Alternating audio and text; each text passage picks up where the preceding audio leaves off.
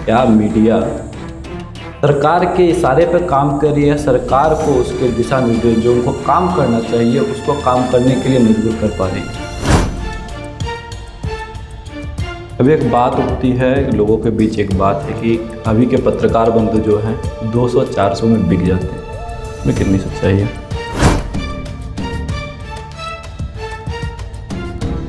अच्छा, पत्रकारिता के क्षेत्र में आपका बचपन से आने का शौक था या आपने सरकारी नौकरी की भी तैयारी की थी?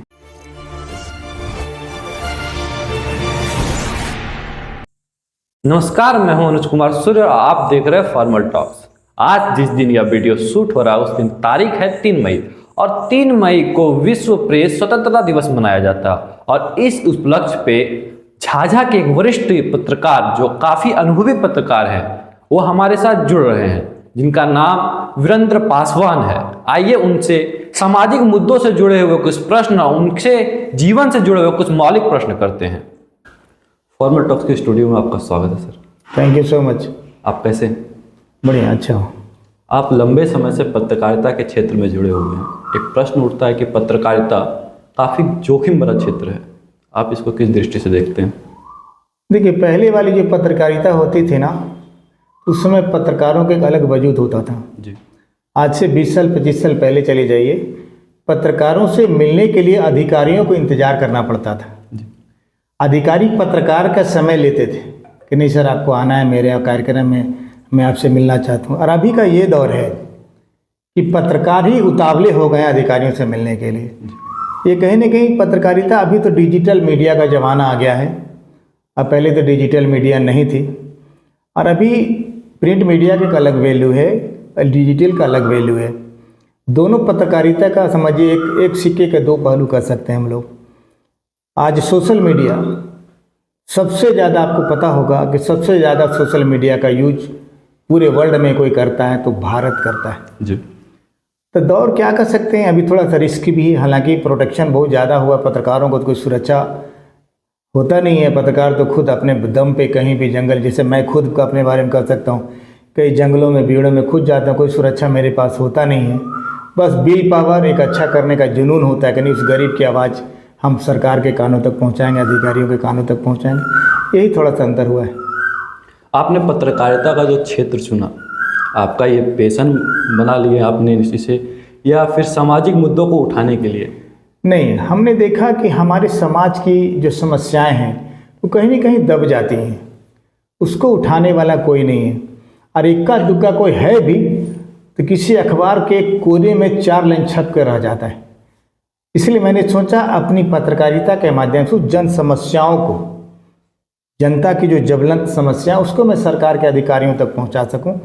और मैं किस्मत वाला इस मामले में कर सकता हूँ। कई ऐसी समस्याएं हैं जिसकी मैंने खबरें लगाई, उस खबर का असर भी हुआ है।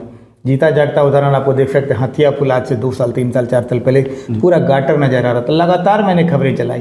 हालांकि कई सामाजिक कार्यकर्ताओं ने भी वहाँ धरना प्रदर्शन किया, लेकिन मैं नहीं कह सकता कि मैंने ही किया, लेकिन मेरा मानना है कि मैंने लगातार खबरें चलाई। मैंने वहाँ तक कह दिया कि मैं मुख्यमंत्री जो पक्षी महोत्सव में आ रहे थे नागी डैम उस समय, मैं उनसे पूछूंगा कि हथिया पुल कब बनेगा, या फिर जनता मरेगी या पुल टूटेगा तब बनेगा। लगता है अधिकारियों को लगा कि नहीं, ये पत्रकार मुख्यमंत्री से भी पूछ सकता है, भाई बना दो, तो बना। कुछ अच्छा करने का प्रयास करने का एक माध्यम है पत्रकारिता। आपने हथिया पुल की बात की। हमारे क्षेत्र में बलियो पुल भी बहुत दिन से अटका हुआ है, जिस पर कार्य ना के बराबर हो रहा है। जी, मैं आपको याद होगा कई बार मैंने खबरें चलाई है और इस पर मैंने संज्ञान लेने के लिए सुमित सिंह से भी कहा था, और सुमित सिंह भी इससे भी हमारी बात हुई थी। और इसकी ये चर्चा मैंने जिलाधिकारी, जो निवर्तमान इनके पहले जिलाधिकारी थे, मैंने उनको कहा था, तो उन्होंने कहा था वीरेंद्र जी ये प्रोजेक्ट बहुत बड़ा है, ये राज्य सरकार स्तर से ही होगा, आप किसी मंत्री के फंड से ही होगा, या फिर अगर केंद्र सरकार से ऐड मिल जाए तो पुल बन सकता है। फिलहाल तो मुझे नहीं लगता कि वो पुल का कोई कुछ बातें हो रही है, सिर्फ खबरें चल रही है लगातार। Social media, print media, electronic media, सभी जगह खबरें चले, लेकिन बलियो पुल बनना अति आवश्यक है। आपको याद होगा, क्योंकि उस पुल के लिए एकलौता समाज सेवी गौरव सिंह राठौर है। इसलिए मैं कह सकता हूँ कि गरीबों का आंसू पोंछता लगातार गौरव सिंह राठौर ही उस हथिया पुल के लिए बेचारा कई बार नदी में डूबा है, कई बार धरना किया है, कई बार प्रदर्शन किया। आप देखना दिलचस्प होगा कि सरकार की आंखें कब खुलती, कब बलियो पुल बनता है। स्वतंत्रता के पूर्व लेखक, कवि या पत्रकार अंग्रेज सरकार के विरुद्ध या अंग्रेजों के विरुद्ध मतलब कि एकदम बेखौफ होके उसके विरुद्ध लिखते थे। क्या आपको लगता है कि आज जो भारत की मीडिया है आज निष्पक्ष होकर अपना कार्य कर रही है? देखिए, निष्पक्षता की बात है तो हकीकत ये है ना कि जो निष्पक्ष लोग रूप से लिखने का प्रयास करते हैं तो उसकी निष्पक्षता को कहीं ना कहीं खरीद ली जाती। जितना चाहे कोई भी मीडिया हो, सारा मीडिया विज्ञापन से चलती है। अभी विज्ञापन का दौर है। अगर कोई अधिकारी या कोई मंत्री या कोई भी विधायक, सांसद कुछ गलत करता है और वहाँ से उस चैनल को विज्ञापन जाता है तो वहाँ क्या होता है ना कि निष्पक्षता कहीं ना कहीं धूमिल हो जाती। यह भी एक कारण है। विज्ञापन मेन कारण मैं कह सकता हूँ आपको, एकदम इसमें कहीं भी शक नहीं है कि जितना बड़ा मीडिया हाउस है उसको उतना बड़ा विज्ञापन चलता है। आप देख सकते हैं कई नेताओं का विज्ञापन चलता है, तो उन नेताओं के खिलाफ अगर कोई बात हो जाती है और किसी मीडिया हाउस ने उस खबर को चला दी तो क्या होता है, उस नेता से उसका विज्ञापन ऐड आना बंद हो जाता है। इससे चैनल को लॉस होता है। तो चैनल भी नहीं चाहते कि चलो ये जो खबर चला सकता है लेकिन उसको जो निष्पक्षता से चाहिए। आपको याद होगा कई निष्पक्ष पत्रकार अभी भी भारत में हैं जिनको बड़े बड़े चैनल से उठा के यूट्यूब पर बिठा दिया गया। मैं नाम नहीं लेना चाहता किन्हीं का। आप लंबे समय से पत्रकारिता से जुड़े हुए हैं। कभी ऐसा होता हो कि किसी के विरुद्ध तो लिखना पड़ता हो, उस वक्त ऐसा भी आपको लगता होगा कि कहीं कोई दूसरा पक्ष आपसे नाराज़ ना हो जाए, इस स्थिति में आप क्या करते हैं? नहीं, वो तो लगता ही लगता है, वो तो नेचुरल प्रक्रिया है ये। क्योंकि अगर दो व्यक्ति हम खबर चलाएंगे तो के समर्थन में रहेगा, दूसरे का विरोध में रहेगा। दूसरा पार्टी हमको फ़ोन भी करता है। हालांकि आज तक किसी ने मुझे धमकी नहीं दी, प्यार से मुझे ज़रूर बोला कि भैया काहे ऐसे कर दी, के लिए मेरी आत्मा गवारा नहीं करती। और जहाँ जनता की समस्याएं होती है, अभी याद होगा आपको, मैंने चांदन के प्रखंड की खबरें लगाई हैं परसों। वो महिला 3 साल से अपने पति की मौत का एक्चुअली मुआवजा, कीमत कर सकते हैं कि बाट जो है अभी तक नहीं मिला। तो कहीं ना कहीं कुछ पत्रकार के अलावे हम एक सामाजिक कार्यकर्ता हैं और एक भावुक इंसान हैं। किसी को भी लगता है ये मेरा अपना है। पत्रकारिता बहुत गंभीर चीज़ है, लेकिन अगर उसको आप दिल से करते हैं ना तभी आप सक्सेस हो सकते हैं। और सिर्फ दिमाग से करेंगे तो आपकी पत्रकारिता नहीं चल सकती। अच्छा, अभी जो YouTube पे जो पत्रकारिता हो रही है या जो अभी के युवा उससे जुड़ रहे हैं, तो उनको किस और मतलब क्या उनके पास साक्षरता होनी चाहिए या क्या उनके पास प्रमाण होना चाहिए पत्रकारिता को लेकर? देखिए, सबका गाइडलाइन है। भारत सरकार का जो एक्ट है, जो रेगुलेशन बना हुआ है, उसको हर आदमी को फॉलो करना है। आप यूट्यूब तो कोई भी बंदा बना लेता है। कोई गाना बजा रहा है, कोई कुछ भी करके यूट्यूब दिखा रहा है, तो उसमें अनर्गल बातें नहीं होनी चाहिए। पहली शर्त है ये। कोई ऐसा वीडियो आपको नहीं डालना है जिससे कम्युनल माहौल बिगड़े। कोई ऐसा वीडियो नहीं डालना कि किसी की सामाजिक प्रतिष्ठा का हनन हो।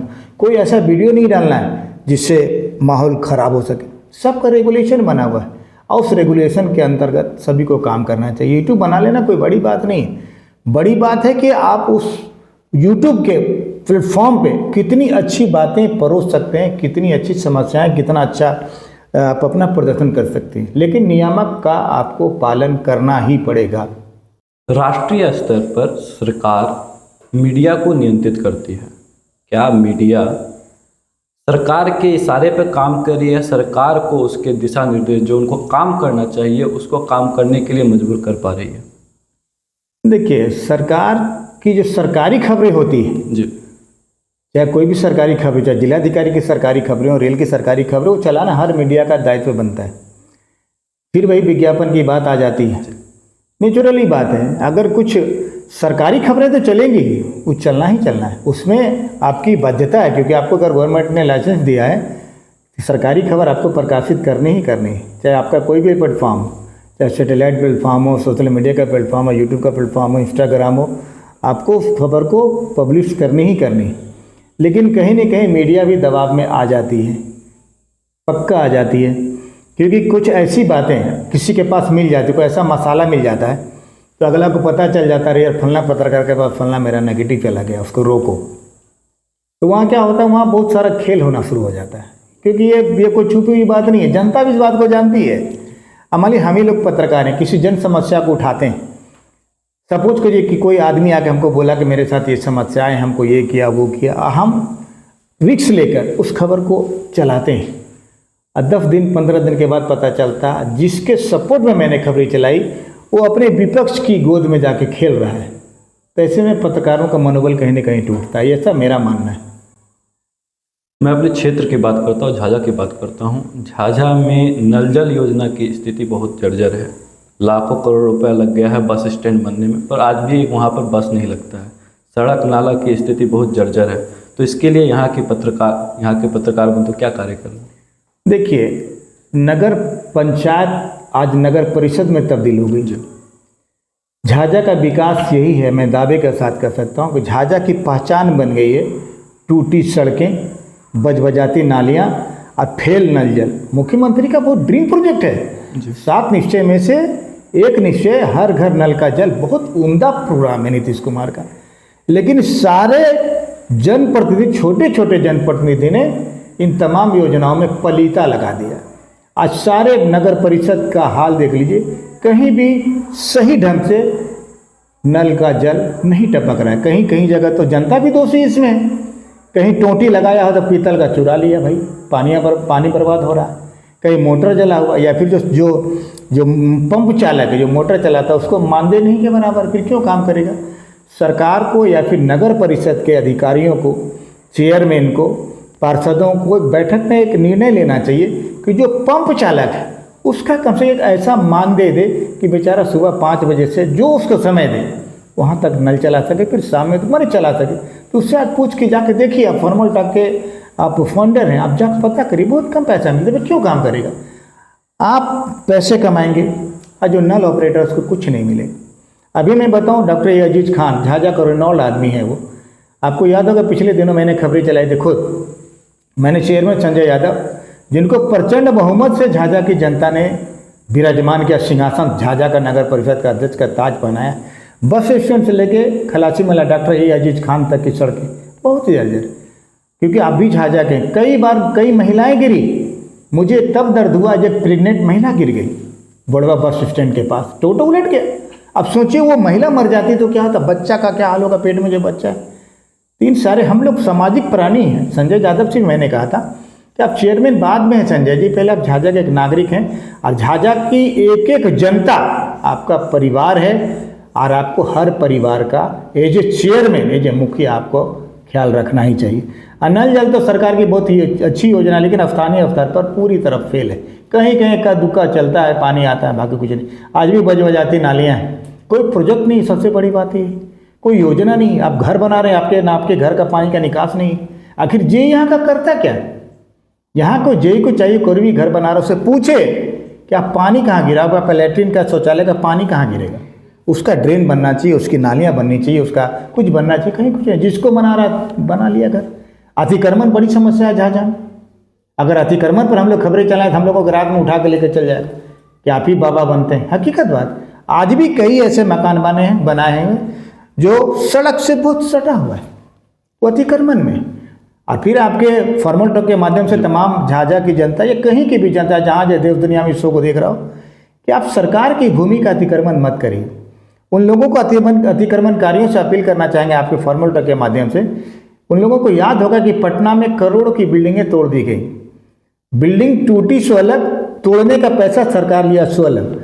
इससे पहले कि हमारी मेहनत की कमाई का मकान टूटे, अतिक्रमण नहीं करें, बिल्कुल अतिक्रमण नहीं करें। आप जिस रोड में चले जाइए सारा अतिक्रमण करके जनता ने रख रखा है। अगर कोई भी प्रशासन के लोग हटाएंगे तो उसके साथ तू मैं करेगा, बोलेगा उजाड़ रहा है तो प्रूफ गरीब मर रहा है। तो गरीब को पहले सोचना चाहिए कि हम जहाँ बैठ रहे वो भूमि सरकार की, वो किसी निजी व्यक्ति की भूमि है, किसी निजी व्यक्ति की जमीन है। उसको पहले सोचना, जब उजाड़ेगा तब बहुत समाज सेवी आ जाएंगे। आप अच्छी तरह जानते हैं झाझा में बहुत सारे समाज सेवी जो कई देखने वाले हैं, हाथी का दांत गुच्छा रहे, देखने वाले दिखाने वाले अलग हैं। तो बहुत सारे समाज सेवी आ जाएंगे, लेकिन उस समाज सेवियों को भी समझ में नहीं आता है कि जो अतिक्रमण कर उसको प्यार से एक बार जाके समझाएं। आपको खूब याद होगा जब स्टेट बैंक जाम होता है, देख लीजिए क्या हाल होता है। पीहर चौक हमेशा जाम रहता है। कई बार मैंने जाम छुड़वाई, मैंने खुद जो सोशल वर्कर जाम छुड़वाई। तो लोगों को खुद भी चेतना चाहिए। आप लंबे समय से पत्रकारिता से जुड़े हुए हैं, कभी किसी जगह पे न्यूज़ कवर करते हुए काफ़ी कठिनाई का सामना करना पड़ता होगा, किसी घटना का उल्लेख कीजिए। देखो, बहुत सारी घटनाएं होती हैं। एक बार और मैं बहुत जंगल में चला गया था, नाम नहीं लूँगा, वो माओवादी का नेता था। मुझे फ़ोन किया, उसमें एसपी प्रमोद कुमार मंडल थे। हम तो जानते नहीं थे उनको। उन्होंने बोला, भैया मैं फलना बोल रहा हूँ। कहले, कौन? हम नहीं जानते आपको। बोले, फलना फलना से आप मेरा इंटरव्यू नहीं लीजिएगा। तो हम क्या करें भाई? कहले, बिल्कुल लेंगे। बोले, आ जाइए ना। कहले, कहाँ जाए? हमको तो देखा वो नहीं। फिर मैं गया वहाँ, कुछ लोग हमको ले गया प्यार से, सम्मान के साथ वहाँ लिए, इंटरव्यू लिए। तो वहाँ मुझे काफ़ी भय लग रहा था, क्योंकि मैं आपके शो के माध्यम से बताऊँ कि क्रिमिनल की कोई जात नहीं होती, और क्रिमिनल का कोई परिवार नहीं होता। क्रिमिनल अगर गोली चलती है तो नाम पता नहीं पूछ के चलती। समय मुझे भय लग रहा था। और अभी भी मैं जब अकेले कहीं जाता हूँ तो थोड़ा सा लगता है, क्योंकि जहाँ हम लोग जाते हैं कुछ सुरक्षा हम लोगों के पास नहीं मिलता। और हम लोगों को लगता है ना कि जो हम लोग काम करने जा रहे हैं निस्वार्थ भाव से, उसमें कुछ नहीं मिलना है। सिर्फ एक जुनून रहता है कि नहीं, उस गरीब की आवाज़ हम सुनाएंगे, जनता के माने प्रतिनिधि बन के, प्रेस प्रतिनिधि बन के, तो उन अधिकारियों की नींद थोड़ी सी जागेगी और उस जनता का, उस गरीब का कुछ भलाई हो जाएगा। और कोई ये नहीं होता। भय तो लगता है, क्योंकि डर सभी को लगता है। अच्छा, पत्रकारिता के क्षेत्र में आपका बचपन से आने का शौक था या आपने सरकारी नौकरी की भी तैयारी की थी? नहीं, मैंने तैयारियां की थी। मैं यूपीएससी भी दिया था, बीपीएससी दिया था। बीपीएससी में एक्चुअली मैं मेंस नहीं दे पाया था। एक्चुअली मैं दवा कंपनी में 10 साल तक मैनेजर रहा, बहुत व्यस्तता भरी मेरी ज़िंदगी रही, तो उसी क्रम में मैं दे नहीं पाया था। और इस बात का थोड़ा सा अफसोस लगता है, लेकिन शायद everything is plan in this world. हो सकता है कि भगवान को कुछ और मंजूर हो, क्योंकि मैं किसी ऑफिस में क्लर्क रहता या फिर कहीं रेलवे में कर्मचारी रहता तो सिर्फ अपने परिवार तक सिमट जाता। लेकिन आज जब लोगों बड़ों की दुआएं हैं, आज प्यार करने वाले हैं, कि आज कई जनता की समस्याओं को शायद एक तरह से मैं उनकी समस्याओं को सरकार तक पहुंचाने का काम करता हूं, या थोड़ा सा संतुष्टि मिलती। हालांकि हर एक युवाओं का सपना होता है कि हम सरकार का सेवक बने, सरकारी नौकरी में जाएं। तो सरकारी नौकरी वैसे भी सिमट रही हैं, तो लोगों को ये नहीं सोचना है कि हमको पढ़ना। देखिए, एक बात और बताऊँ आपके शो के माध्यम से, कई लोग तैयारी कर रहे हैं, कई लोग बीपीएससी, सारे लोग लगे हुए, कई लोग पढ़ रहे हैं। तो शिक्षा इसलिए जरूरी नहीं है कि आप नौकरी करो। आप शिक्षा इसलिए ग्रहण करो ताकि आपको कोई ठग नहीं सके, ताकि आपको कोई बरगला नहीं सके, आपके साथ कोई गलत नहीं कर सके, आपकी हकमारी कोई नहीं कर सके। शिक्षा इसलिए जरूरी, ना कि शिक्षा शिक्षित हो गए, पीएचडी कर लिए, इतना हमको नौकरी नहीं लगा तो हम नहीं काम करें। हर शिक्षित व्यक्ति, आप उदाहरण ले लीजिए अमेरिका का, जो पूर्व राष्ट्रपति रेस्टोरेंट में नौकरी करते हैं। अब भारत का एक मुखिया बन जाता तो जीवन में वो नहीं देखते कभी खेत खोलता है। आपको याद होगा, बिल क्लिंटन जब राष्ट्रपति थे, आए थे यहाँ तक, कई नेताओं से उन्होंने पूछा था, तो बोला आप क्या करते हैं? बोले राजनीति करते हैं। बोले जब एमपी नहीं रहोगे तब? बोले राजनीति करें। बोली क्या होगी, घर कैसे चलेगा? तुझे राजनीति कैसी राजनीति है, तो मैं नहीं कहना चाहता, लेकिन फिर भी हकीकत है। ये आपके शो के माध्यम से लोगों को बताना चाहता हूँ जी। अभी की युवा पीढ़ी जो है वो जॉब गेनर बनना चाहती है, जॉब क्रिएटर नहीं बनना चाहती है, ऐसा क्यों? देखिए, हमारा जो समाज है ना, हमारे समाज में अगर मान लिया आप 4 भाई, हम ही 4 भाई हूँ, तो कोई लड़का जॉब में चला जाता है तो उसकी प्रतिष्ठा परिवार वाले बढ़ा देते हैं, गांव वाले बढ़ा देते हैं, फलाना का बेटा नौकरी करे यार, उसी का वैल्यू। तो वहाँ जो 3 व्यक्ति, जो 3 भाई, वो थोड़ा हीन भावना से ग्रसित हो जाता है। ये नहीं होना चाहिए, ये असमानता नहीं होना चाहिए। वो नौकरी कर रहा है जिसका मतलब थोड़े सब कुछ उसी के पास है। कुछ ऐसा, अभी कई लोग ऐसे हैं, अभी आप उदाहरण देख लीजिए, जितनी बड़ी बड़ी कंपनियों के मालिक हैं, किसी ने पीएचडी नहीं की, किसी ने बड़ी बड़ी डिग्री, उनके पास पैसा है और वो अपने स्किल के द्वारा, जीता जागता उदाहरण मुकेश अंबानी, जीता जागता उदाहरण है, कितनी डिग्रियां उनके पास, लेकिन आज वर्ल्ड लेवल का बिजनेसमैन है। तो हम तो युवाओं से अपील करेंगे कि नौकरी का इंतजार छोड़ो, कुछ क्रिएट करो, क्रिएटर बनिए, लोगों को देने वाला बनिए। और जिस दिन आप देने वाले बन जाते हैं ना, उस दिन आपके दिल में एक अलग ठंडक पहुंचती है, और माता पिता को भी लगता है कि नहीं, मेरा बेटा किसी मुकाम पे। यदि आप नौकरी में जाते तो आप अपना परिवार पाल सकते हो, नो डाउट। आपकी बीवी चमचमाती साड़ी पहनेगी, गहना जेवर सब पहनेगी, लेकिन आपके पड़ोस वाले नहीं पहन पाएंगे, आपका भाई नहीं पहन पाएगा। लेकिन आप इंडस्ट्री, अगर आप उद्योगपति बनते हैं, छोटा मोटा भी धंधा करते हैं, पापड़ का, सबसे सस्ता धंधा पापड़ का, चिप्स का, अगर ये प्लांट भी आप लगाते हैं ना, तो 5 लोगों की दाल रोटी उससे चलेगी।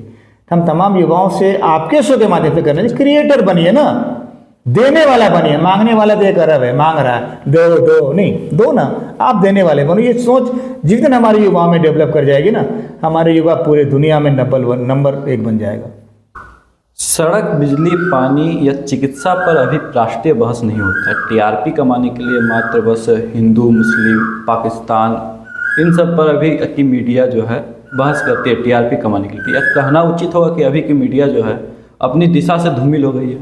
बिल्कुल, अभी जितनी समस्याएं हैं, ठीक है, आप उपलब्धियां हैं नो डाउट, मोदी की बहुत बड़ी उपलब्धियां हैं, वर्ल्ड में नाम हुआ है मोदी का, लेकिन इस हिसाब से महंगाई कम नहीं होने वाली। भले जितना कोई आरोप लगा ले, महंगाई की मेन वजह हमारी सिमटती जमीनें। जिस खेत में कल अनाज होता था, फसलें होती थी, उस खेत में आज मकान बन गया। पहले आबादी थी 100 करोड़, अभी 100 करोड़ से पार हम लोग। तो महंगाई घटने वाली चीज़ नहीं है, बिल्कुल नहीं।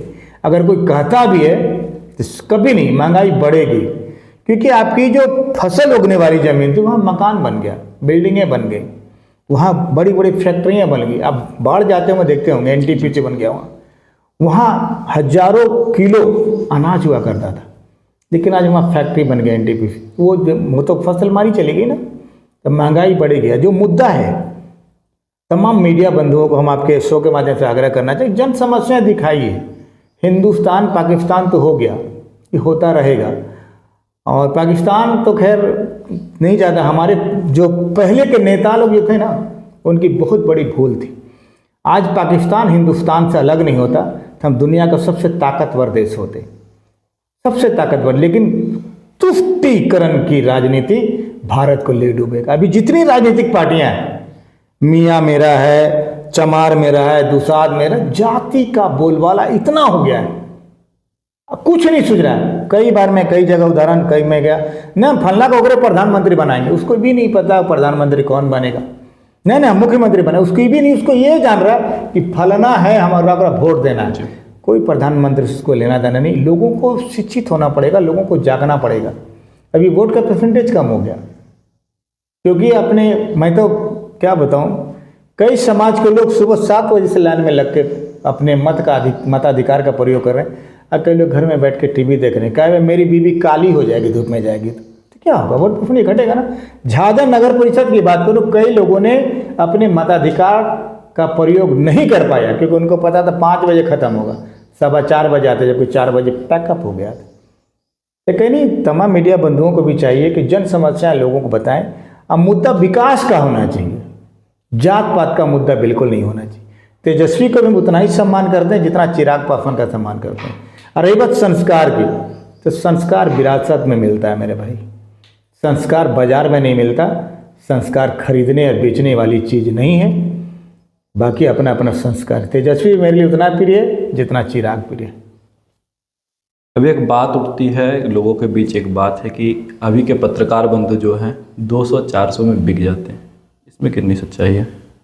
देखिए, कुछ जो नई दुल्हन है ना, चूड़ी खूब खनकाती है, ये कहावत हमारे पूर्वजों ने कहा है। तो जो नए पत्रकार है वो सोचते कब हमारा मारुति हो जाए, कब 3 तल्ला मकान बन जाए, माने पत्रकार बन गए तो हम बहुत खूब पैसा कमाएंगे, जबकि हकीकत में ऐसा होता नहीं है।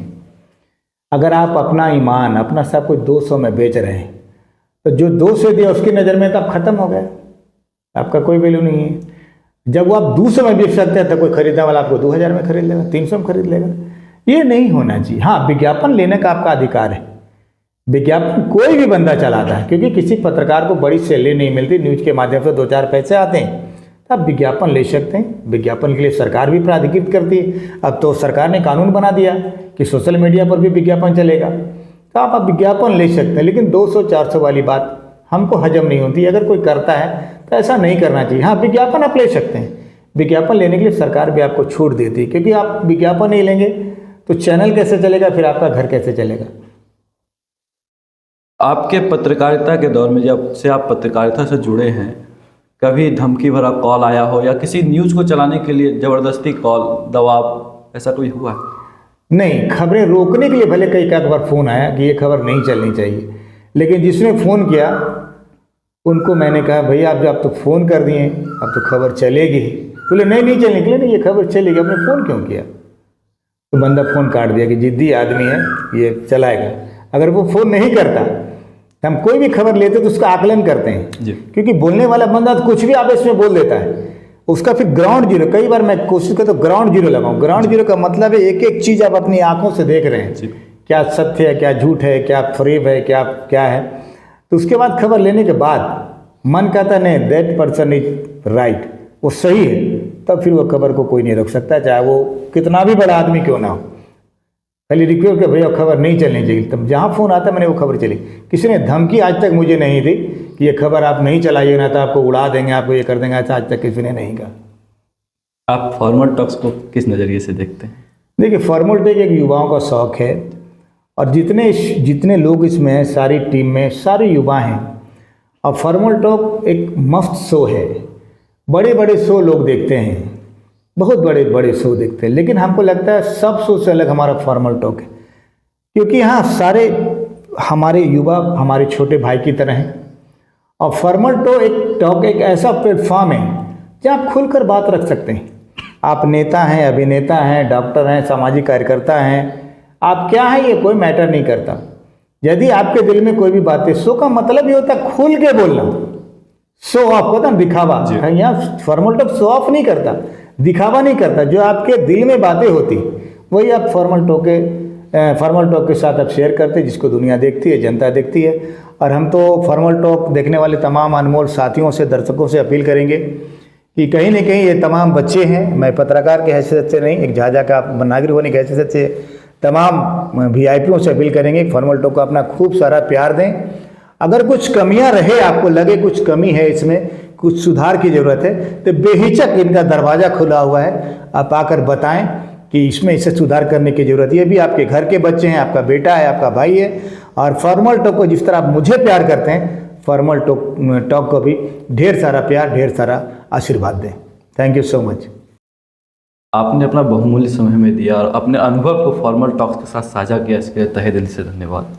Welcome, thank you so much. और हर अच्छे कार्यों को, हर सामाजिक कार्यकर्ता को प्रमोट करना चाहिए, प्रमोशन करना चाहिए। और फॉर्मल टॉक अच्छा शो है झाझा के लिए। और जिस तरह कई बड़े चेहरे आकर यहाँ अपना मंतव्य रखा है, अपना विचारों को लोगों के साथ साझा किया, तो बहुत अच्छा प्लेटफॉर्म है फॉर्मल टॉक। और मैं आप पूरी टीम को फिर से बधाई देता हूँ।